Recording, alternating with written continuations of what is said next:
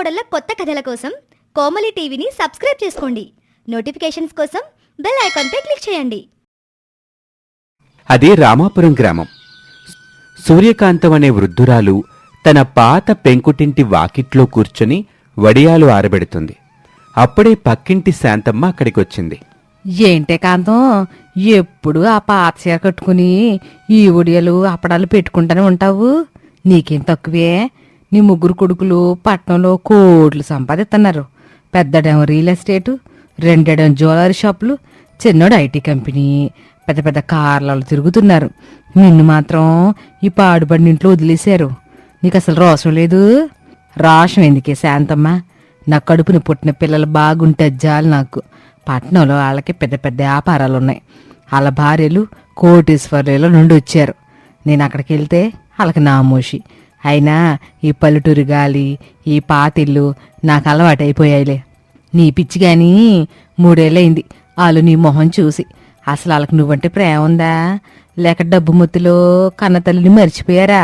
సరిగ్గా అప్పుడే సూర్యకాంతం ఇంటి ముందు కార్లలో నుంచి రాజేష్, మోహన్, సురేష్ వాళ్ళ భార్యలు కోమలి, నేహ, చాందిని దిగారు. సూర్యకాంతం ఆనందంతో వాళ్ళ దగ్గరికి వెళ్ళింది. రే రాజేషు, మోహన, సురేషు, మీరేనా? నా కళ్ళు నన్నే మోసం చేస్తున్నాయా? 3 ఏళ్లకి తల్లి గుర్తొచ్చిందారా? అమ్మా, ముందా సెంటిమెంట్ డైలాగ్ లాపు. మేమిక్కడికి ప్రేమ పొంగి పొరలి రాలేదు. ఒక పెద్ద కష్టం వచ్చాం. కష్టమా? కోట్లు సంపాదిస్తున్న మీకు నా అవసరం ఏం వచ్చిందిరా? ఆంటీ, ఐ మీన్ అత్తయ్య, మా వ్యాపారాలన్నీ ఉన్నట్టుండి నష్టాల్లో పడ్డాయి. పెద్ద పెద్ద ప్రాజెక్టులు ఆగిపోయాయి. ఏంటని ఓ ఫేమస్ స్వామీజీ దగ్గరికి వెళ్తే కన్న తల్లిని పల్లెటూరులో వదిలేసి పాపం తగిలింది అని చెప్పాడు. అవునత్తయ్య, మీకు పుణ్యక్షేత్రాలు తిప్పాల్సిన వయసులో మర్చిపోయాం కదా. ఆ దోషం పోవాలంటే 3 రోజులు మీతో పాటు ఈ పల్లెటూరి పాతింట్లో మీ చేతి వంట తింటూ, కరెంటు పోయినా ఏసీలు వాడకుండా, మా డబ్బు అస్సలు వాడకుండా గడపాలట. అలా చేస్తేనే మా ఆస్తులు మళ్ళీ వెనక్కి వస్తాయట. అందుకే మా కార్లన్నీ ఊరు బయట పార్క్ చేసి ఇక్కడికి నడుచుకుంటూ వచ్చాము. ఈ 3 రోజులు మా ప్రాణాలు మీ చేతుల్లో ఉన్నాయి. ప్లీజ్ మమ్మల్ని భరించండి. ఓహో, నా మీద ప్రేమతోటి రాలేదు, ఆస్తి పోతుందన్న భయంతో వచ్చారన్నమాట. సరే రండి, మీ స్వామీజీ దయ వల్ల ఈ 3 రోజులైనా నా కొడుకులు కోడళ్లతో ఉండే భాగ్యం కలిగింది. లోపలికి రండమ్మా. అందరూ ఆ పాత పెంకుటింట్లోకి వెళ్లారు. ఇల్లు చాలా చిన్నదిగా పాత సామాన్లతో ఉంది. ఓ మై గాడ్, ఏంటి వాసన? ఇక్కడ రూమ్ ఫ్రెషనర్ ఏం లేదా? అసలు ఈ ఇంట్లో ఏసీ ఎక్కడుంది అత్తయ్య? నాకు చెమటలు పట్టేస్తున్నాయి. నా డిజైనర్ శారీ ఖరాబ్ అయిపోతుంది. ఏసీనా? మా ఇంట్లో ఉన్నది ఆ మూల కనబడుతున్న పాత టేబుల్ ఫ్యాన్ అమ్మా. నా చేతిలో ఉన్న ఈ తాటికాయ ఈసిన కర్ర మాత్రమే. ఆ స్వామీజీ ఏం చెప్పాడు? ఆర్బాటాలు లేకుండా పల్లెటూరు జీవితం గడపమన్నాడుగా. కూర్చోండి ఆ చాప్ మీద. ఆ చాప్ మీద చిచి, దాని నిండా దుమ్ముంది. నా స్కిన్కి ర్యాషెస్ వచ్చేస్తాయి. కనీసం సోఫా కూడా లేదా? నేహా, అడ్జస్ట్ అవ్వు. స్వామీజీ చెప్పాడు కదా, కింద కూర్చుంటేనే దోషం పోతుందని. కూర్చో. రాజేష్ బావా, నా ఐఫోన్కి సిగ్నల్ రావట్లేదు. అత్తయ్య, ఇక్కడ వైఫై పాస్వర్డ్ ఏంటి? నా ఇన్స్టాగ్రామ్లో విలేజ్ లైఫ్ అని స్టోరీ పెట్టాలి. వైఫై అంటే ఏంటమ్మా? మా ఊర్లో ఉండే కరెంటు తీగలో టెలిఫోన్ తీగలు మాత్రమేనమ్మా ఉంటాయి. అయినా మీరు 3 రోజులు మీ ఆస్తుల కోసం వచ్చారా, లేక సెల్ ఫోన్లతో ఆడుకుందామని వచ్చారా? ఫోన్లు పక్కనెట్టి ప్రశాంతం కూర్చోండి. అమ్మా, ప్రయాణం చేసొచ్చాం కదా, దాహంగా ఉంది.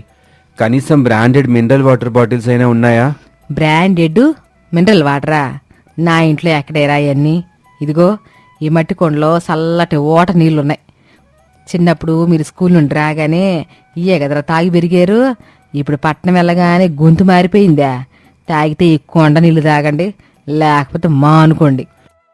కోడళ్ళు ముఖాలు మార్చుకున్నారు. కొడుకులు తప్పక ఆ మట్టి కుండ నీళ్లు తాగారు. అబ్బా, నిజంగానే ఈ కుండ నీళ్లలో ఉన్న చల్లదనం ఫ్రిడ్జ్ నీళ్లలో లేదు.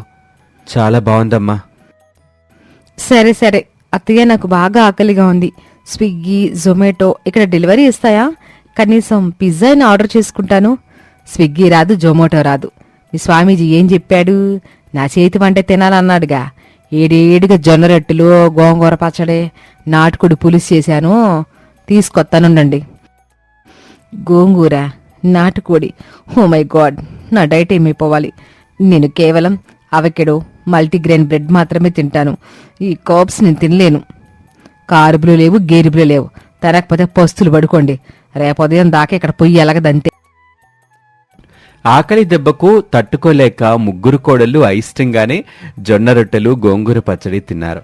తిన్నాక వాళ్ళ ముఖాల్లో ఒక తెలియని ఆనందం. నిజం చెప్పాలంటే ఈ టేస్ట్ చాలా బాగుంది. 5 స్టార్ రెస్టారెంట్లో కూడా ఇంత రుచి ఉండదు. ఇది పల్లెటూరు రుచి తల్లి. ప్రేమతో వండితే ఏదైనా అమృతంలాగే ఉంటది. ఇక రాత్రి 9 గంటలయింది. సూర్యకాంతం వాకిట్లో 3 నులక మంచాలు, నేలమీద చాపలు వేసింది. చుట్టూ చిమ్మ చీకటి. ఊళ్ళో కరెంటు కూడా లేదు. అత్తయ్య, ఏంటత్తయ్య ఈ నరకం మాకు? నేనేమో ఏసీ లేకుండా ఒక్క నిమిషం కూడా నిద్రపోలేను. పైగా ఈ నులక మంచం ఏంటి, నా వీపుకి గుచ్చుకుపోతుంది. ఇది పల్లెటూరు కోమలి, అడ్జస్ట్ అవ్వు. ఆ తాటికాయ విసునకారుతో కాసేపు విసురుకో. అమ్మో, ఈ దోమలేంటి సైజులో హెలికాప్టర్ లాగా ఉన్నాయి. నా స్కిన్ని కరిచేయొచ్చు. ఆలోట్లేదా అత్తయ్య? సూర్యకాంతం ఒక మట్టి మూకుళ్ళో వేపాకు పొగ వేసుకుని వస్తూ నవ్వింది. ఇక్కడ ఆలౌట్లు పని చేయలే అమ్మా. ఈ యాపాకు పొగ వేసుకుంటే దోమలు పారిపోతాయి. ఈ పొగ పీల్చండి. చీ, ఏంటి వాసన? నా లంగ్స్ పాడైపోతాయి. ఇది నేను భరించలేను. లంగ్స్ పాడవదల్లి, మీ కడుపులో ఉన్న సిటీ రోగాలు కూడా పోతాయి. ముసుగు దాన్ని పడుకోండి. ఆ దోషం పోవాలంటే ఈ కష్టాలన్నీ పడాల్సిందేనని మీ స్వామీజీ గారు చెప్పారుగా. ముగ్గురు కోడళ్ళు, కొడుకులు ఆ ఉక్కపోతకి, దోమల కుట్లకి తట్టుకోలేక రాత్రంతా పడుతూ లేస్తూ గడిపారు. సూర్యకాంతం మాత్రం హాయిగా నిద్రపోయింది. మరుసటి రోజు ఉదయం 6 గంటలకి రాజేష్ నిద్రలేచి తన తల్లి కష్టాన్ని చూస్తూ ఉండిపోయాడు. మేం పట్నంలో కోట్లు సంపాదిస్తున్నాం, 10 మంది పనివాళ్ళున్నారు. కానీ అమ్మ ఇంకా ఈ వయసులో కూడా ఇంత కష్టపడుతుందా? మనం ఏం చేస్తున్నాం? మిగిలిన వాళ్ళు కూడా నిద్రలేచారు. కోమలికి స్నానం చేయటానికి బాత్రూంకి వెళ్ళింది. వెంటనే బయటకు పరిగెత్తుకుంటూ వచ్చింది. అత్తయ్య, బాత్రూంలో షవర్ లేదా? గీజర్ కూడా లేదే. నేను స్నానం ఎలా చేయాలి? షవర్ కావాలంటే ఆ పొలంలో ఉన్న మోటార్ పైప్ కింద నిలబడు. ఏడు నీళ్ళు కావాలంటే ఆ కట్టెల పొయ్యి మీద కాగిన నీళ్లు బకెట్లో పోసుకొని స్నానం చేసుకో. ఇక్కడ బటన్ నొక్కితే వేడి నీళ్ళు రావు, కట్టెలు పెట్టి ఊదితేనే వస్తాయి. ఇది టార్చర్. ఇంకా 2 రోజులు మనం ఇక్కడ ఎలా బ్రతకాలో ఏమిటో.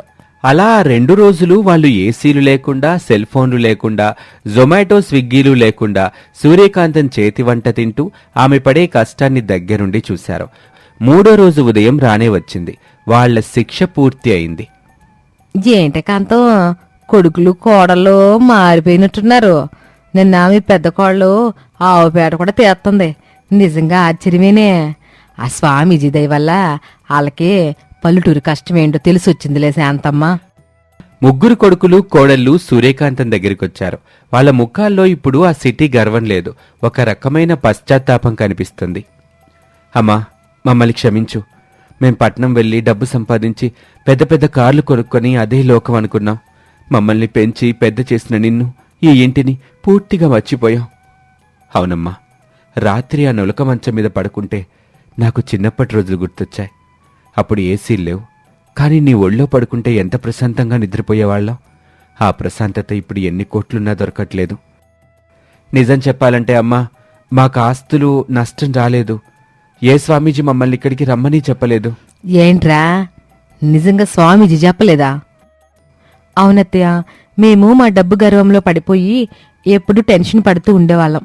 మాలో బంధాలు, ఆప్యాయతలు చచ్చిపోయాయి.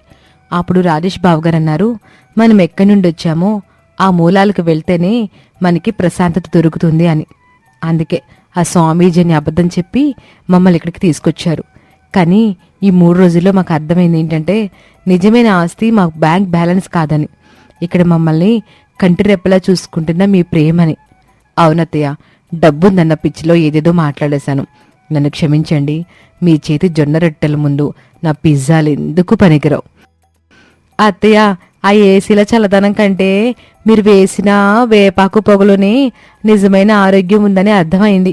ప్లీజ్ అత్తయ్య, మాతో పాటు పట్నం వచ్చేయండి. మిమ్మల్ని మహారాణిలాగా చూసుకుంటాం.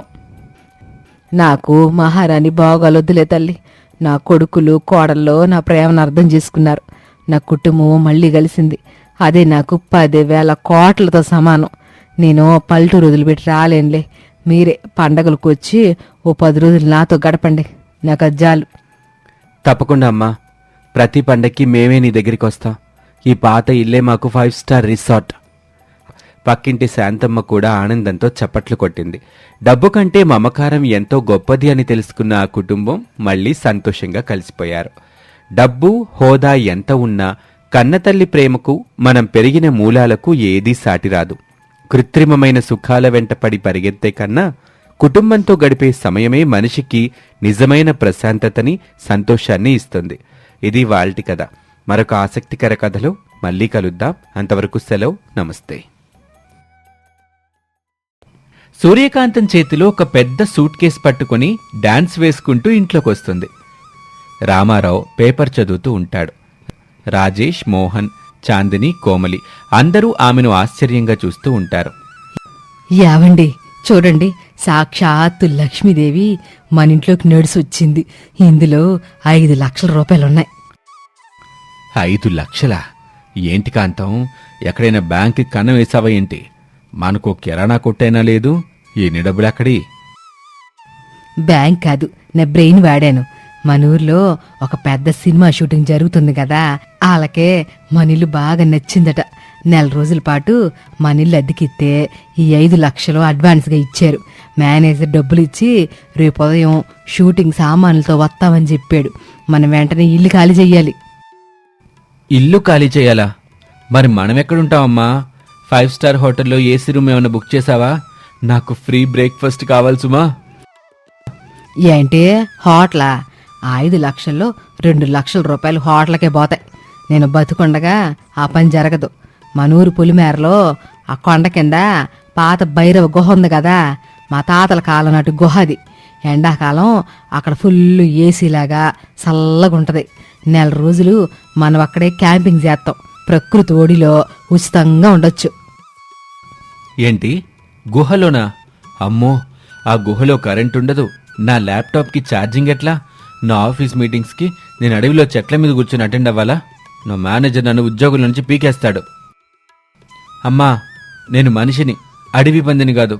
గుహలో నాకు వేడివేడి చికెన్ బిర్యానీ ఎలా వస్తుంది? ఆన్లైన్లో డెలివరీ వాడు గుహ అడ్రస్కి వస్తాడా? ఏమని లొకేషన్ పెట్టాలి? 3వ చెట్టు పక్కనున్న పెద్ద రాయి అని పెట్టాలా? నా వల్ల కాదమ్మా. యాయ్, ఎక్కువ మాట్లాడితే మిమ్మల్ని ఆ గుహ బయట చెట్టుకి కట్టేస్తాను, జాగ్రత్త. చాందిని, కోమలి, మీ ముగ్గులకి సర్ది చెప్పుకోండి. మన బట్టలో 2 కొండలు తీసుకొని గుహకు బయలుదేరండి. ఇక అది భైరవ గుహ. చాలా పెద్ద రాతి గుహ. మధ్యాహ్న సమయం. కుటుంబం మొత్తం మూటలు పట్టుకుని ఆ భారీ గుహలోకి ప్రవేశించారు. గుహలోపల చీకటిగా, పైన పెద్ద పెద్ద రాళ్లతో భయానకంగా ఉంటుంది. సిగ్నల్ కనీసం ఒక్క బార్ కూడా రావటం లేదు. నా మొబైల్ డబ్బా అయిపోయింది. రాజేష్ కడుపు పట్టుకుని అరుస్తూ, అమ్మా, నాకు ఆకలేస్తుందమ్మా. ఆ గుహలో రాజేష్ అరుపు భయంకరంగా రీసౌండ్ వస్తుంది. అమ్మా, అమ్మా, ఆకలి, ఆకలమ్మా. చూసావా కాంతం, నీ పిసినారితనం మనల్ని 100 ఏళ్ళు వెనక్కి తీసుకెళ్లి ఆది మానవుల్ని చేసింది. ఇంకొన్ని రోజులైతే మనం బట్టలు కూడా వదిలేసి ఆకులు కట్టుకుని గెంతులేయాల్సి వచ్చింది. ఏవండి, భయపడకండి, ఇది నేచురల్ రిసార్ట్.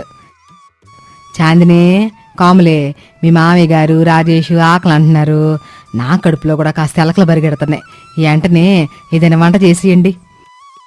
అత్తమ్మగారు, కరెంట్ లేదు, గ్యాస్ స్టవ్ లేదు, మనం కూరగాయలు కోయడానికి ఎట్లాంటి కత్తులు కూడా తీసుకురాలేదు. కత్తులు లేకుండా వంట ఎలా చేయాలి? అక్క, నువ్వు కంగారు పడుకో. నేను యూట్యూబ్లో బేర్ గ్రిల్స్ సర్వైవల్ వీడియోలు చాలా చూశాను.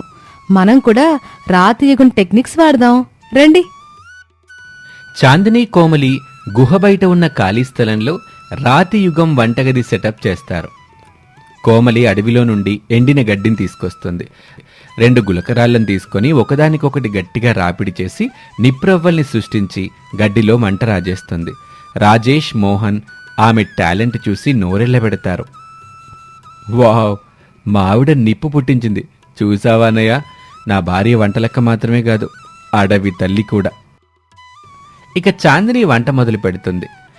ఇంటి నుండి తెచ్చిన వంకాయలు, బంగాళాదుంపల్ని రాతి బండకేసి కొట్టి చేత్తోనే మెత్తగా స్మాష్ చేస్తుంది.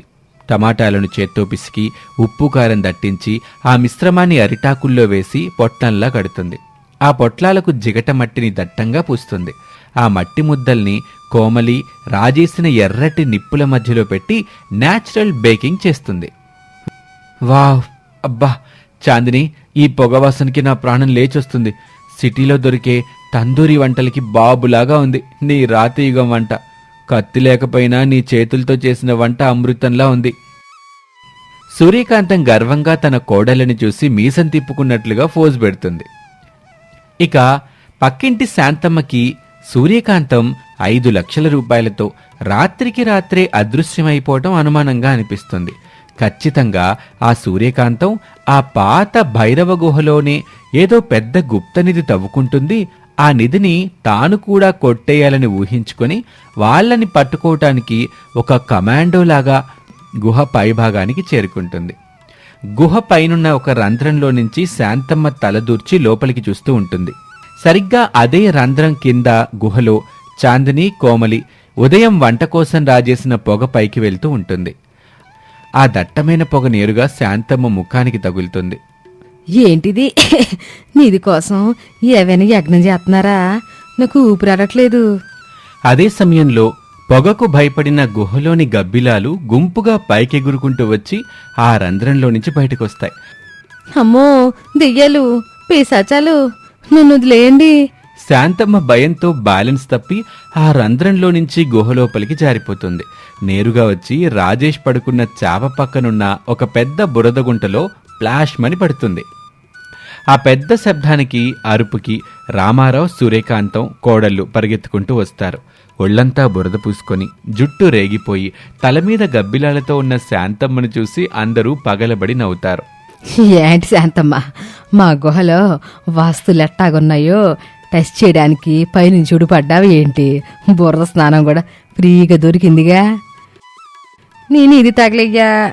నువ్వు 5 లక్షలు తీసుకుని గుహలో రాజభోగాలు అనుభవిస్తున్నావు అనుకున్నాను. కానీ మీరు అచ్చం అడవి పందుల్లాగా బురదలో బతుకుతున్నారు. నా వల్ల కాదు బాబోయ్, నన్ను ఎక్కడి నుండి పంపించేయండి. శాంతమ్మ భయంతో పరిగెత్తుకుంటూ దెయ్యం పట్టినట్టుగా ఊళ్ళోకి వెళ్ళిపోతుంది. రాజేష్ అయితే నవ్వి నవ్వి నేల మీద పడిపోతాడు. ఇక చాందిని, కోమలి మట్టిలో కాల్చిన ఆ పొట్లాలని మంటలో నుంచి బయటకు తీస్తారు. ఆ వేడి మట్టి పెంకుని రాతితో పగలగొట్టి అరిటాకుని విప్పగానే లోపల ఎర్రగా ఉడికిన కూరగాయల మసాలా గుమగుమలాడిపోతుంది. దానికి తోడుగా రాతి మీద నూరిన చింతపండు పచ్చడిని వడ్డిస్తారు. ఆకలితో ఉన్న రాజేష్ ఆ అరిటాకులో వేడివేడి అన్నం, ఆ కాల్చిన కూర కలుపుకొని ఒక్క ముద్ద నోట్లో పెట్టుకుంటాడు. అతని కళ్ళల్లో ఆనంద బాష్పాలొస్తాయి. అమ్మా సూర్యకాంతమ్మ, నా జీవితంలో ఇంత రుచికరమైన భోజనం నేను తినలేదు. గ్యాస్ లేదు, కుక్కర్ లేదు, కానీ ఆ మట్టిలో ఉన్న రుచి మొత్తం ఈ కూరలోకి వచ్చింది. ఈ గుహ నాకు 5 స్టార్ హోటల్ లాగా అనిపిస్తుంది. నిజమే కాంతం, నీ పిసినారితనం మనల్ని ఈ గుహకి తీసుకొచ్చినా మన కోడల క్రియేటివిటీ వల్ల మనం అద్భుతమైన జీవితాన్ని చూస్తున్నాం. ఏసీల గాలి కంటే ఈ కొండగాలి ఎంత హాయిగా ఉందో. సూర్యకాంతం కూడా ఆ వంట తిని కోడలని మెచ్చుకుంటూ ఉంటుంది. నా కోడల్లో మట్టిని కూడా అమృతం చేయగలరు అని తన మనసులోనే గర్వపడుతుంది. ఇక ఊళ్ళో అకాల వర్షం, భయంకరమైన తుఫాను వస్తుంది. ఊళ్ళో కరెంటు పోతుంది. లోతట్టు ప్రాంతంలో ఉన్న శాంతమ్మ ఇల్లు పూర్తిగా వరద నీటిలో మునిగిపోతుంది. డ్రైనేజ్ నీరు ఇల్లంతా వచ్చేస్తుంది. తినటానికి తిండి లేక, పడుకోవడానికి చోటు లేక శాంతమ్మ వణికిపోతూ ఉంటుంది. ప్రాణాలు కాపాడుకోవడానికి శాంతమ్మ ఒక సురక్షితమైన ప్రదేశం కోసం వెతుకుతూ ఎత్తులో ఉన్న భైరవ గుహ వైపు పరుగు తీస్తుంది. గుహ బయట భయంకరమైన గాలివాన ఉన్నా గుహ లోపల మాత్రం చాలా వెచ్చగా, సురక్షితంగా ఉంటుంది. కోమలి రాజేసిన మంట చుట్టూ సూర్యకాంతం కుటుంబం అంతా హాయిగా కూర్చుని మాట్లాడుకుంటూ ఉంటారు. శాంతమ్మ తడిసి ముద్దైపోయి వణుకుతూ కన్నీళ్లతో గుహ ముఖద్వారం దగ్గర నిలబడుతుంది. సూర్యకాంతం, సూర్యకాంతం, నన్ను క్షమించవే. మొన్న నీ గుహను చూసి ఎగతాళి చేశాను. కానీ ఆ ప్రకృతి కోపానికి నా పక్క ఇల్లు మునిగిపోయింది. కరెంటు లేదు, తినడానికి ఓ ముద్ద లేదు, ప్రాణాలు కాపాడుకోవడానికి ఈ గుహకే వచ్చేసాను. నన్ను లోపలికి రాని కాంతం. సూర్యకాంతం రామారావు వెంటనే వెళ్లి శాంతమ్మను లోపలికి తీసుకొస్తారు. రండి శాంతమ్మ గారు, చలి కొనుక్కుపోతున్నారే, మంట దగ్గర కూర్చోండి. ముందు ఈ తడి బట్టలు తీసేసి మార్చుకోండి. కోమలి వెంటనే వేడివేడిగా మట్టి కుండలో కాచిన మిరియాల కషాయం శాంతమ్మకిస్తుంది. చాందని తమ రాతియుగం స్పెషల్ వేడివేడి అరిటాకు భోజనాన్ని ఆమెకు వడ్డిస్తుంది. ఆకలితో చలితో ఉన్న శాంతమ్మ ఆ భోజనం తిని అమృతం దొరికినట్లుగా ఏడుస్తుంది. కాంతం, నా డబ్బు, నా ఇల్లు నన్ను కాపాడలేదు, కానీ ఈ అడవిలో నీ కోడల్లో తమ చేతులతో చేసిన వంట మాత్రం నా ప్రాణం నిలబెట్టింది. ప్రకృతుడిలో మీరంతా ఎంత సురక్షితంగా ఉన్నారో చూస్తుంటే నాకు అసూయగా లేదు, ఆనందంగా ఉంది. నీ కోడల్లో దేవతల కాంతం. ఈ మాటలకు సూర్యకాంతం మనసు కరిగిపోతుంది. శాంతమ్మ, ఇదంతా నా కోడళ్ళ సలవే. నేను డబ్బు కాసిపడి వీళ్ళని అడవికి తెచ్చినా వాళ్ళు తమ తెలివితేటలతో ఈ గుహనే స్వర్గంగా మార్చేశారు. డబ్బు కంటే ప్రాణము, ప్రేమ ఎంత గొప్పవని ఈ ప్రకృతి నాకు నేర్పించింది. ఇక నా జీవితంలో 5 లక్షలు కాదు కదా, 5 కోట్లు ఇచ్చిన నా కుటుంబాన్ని కష్టపెట్టను. అమ్మా, నీ మనసు మారటం చాలా సంతోషం. కానీ ఇంకో 10 రోజులుంటే నా ల్యాప్టాప్ ఛార్జింగ్ పూర్తిగా అయిపోతుంది. నా ఉద్యోగం కూడా ఊడిపోతుంది. దయచేసి త్వరగా మన ఇంటికి వెళ్దామమ్మా. అరే మోహన్, ఉద్యోగం పోతే పోనీరా, ఇక్కడ చాందిని వండే రాతియుగం వంటల ముందు ఆ 5 స్టార్ మీల్స్ కూడా వేస్ట్. నేను జీవితాంతం ఇక్కడే ఉండిపోతాను. ఆ మాటకి అందరూ గట్టిగా సంతోషంగా పగలబడి నవ్వుకుంటారు. మంట వెలుగులో గుహలోపల కుటుంబం అంతా కలిసి సంతోషంగా నవ్వుకుంటూ భోజనం చేస్తూ ఉంటుంది. డబ్బు కంటే సాటి మనిషి ప్రాణం, ప్రేమ చాలా గొప్పవి. మనిషి తన క్రియేటివిటీతో ప్రకృతిలో మమేకమైతే ఎలాంటి విపత్తునైనా చిరునవ్వుతో ఎదుర్కోవచ్చు. ఇది వాల్టి కథ. మరొక ఆసక్తికర కథలో మళ్ళీ కలుద్దాం. అంతవరకు సెలవు. నమస్తే.